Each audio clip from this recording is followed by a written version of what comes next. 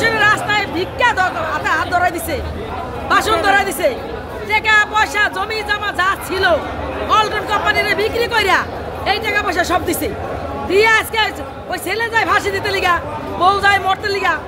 কিন্তু ওয়ালটন কোম্পানি এগো লোভ দেয়াইছে, প্রথম লোভ দেয় বাড়িঘর বেচাইয়া তারপর এই টাকা পয়সা কিনে নিছে, নিয়া বোনের টাকা, খালার টাকা, মাসির টাকা, পিসির টাকা। আমি 10 লক্ষ টাকা পাবো আমার ভাইপুতের কাছে, টাকা চাইতে গেলে ভাইপুতে গলায় ফাঁসি দেয়, মরে যাবো। কিন্তু ওয়ালটন এলাকার কাছে কথা কইলে ওরা এলাও করে না, কথার কোনো দাম দিতেছে না এরা। কিন্তু ওয়ালটন এলাকার কাছে আমরা এই দেশে নতুন সরকারের কাছে বিচার চাই। আমাদের টাকা পয়সা কিভাবে ফিরে পাবো, আমাদের ছেলেরা কিভাবে শান্তি পাইবো, সুখ পাইবো, আমরা এটা শুধু ফিরে চাই। আর যে বলতে বিচার না হবে বলতে আমরা রাজপথে আছি, রাজপথে থাকবো। কিভাবে টাকাগুলো নিল? ফার্স্টে ওই যে টাকা গেলে নিচে ব্যবসার লোক দেখাইছে, এই তোমরা আমাদের কাছে জমি জমা বিক্রি করে এত টাকা জমা দাও, এলা আমরা কোটি টাকা জমা দিছি। জমা দেওয়ার পরে মনে করেন আস্তে আস্তে আরো বাড়ি বেচতে আনতেছি, ওই আত্মীয় টাকা নিতেছি।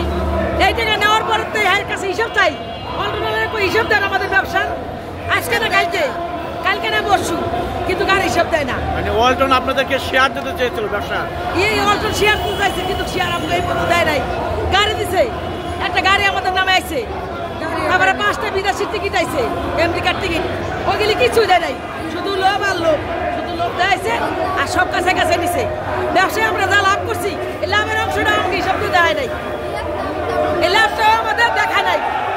কিন্তু ওয়ালটন কোম্পানি মানুষের যেভাবে কান্দাইতেছে, শিশু বাচ্চা নিয়ে মা, ছেলে, সন্তান, ভাই বোন সব রাস্তায় নেমে গেছে। মনে করেন আমরা অতি কষ্ট রাস্তায়, এখন গলায় ফাঁসি ছাড়া আর কোনো কথা নাই।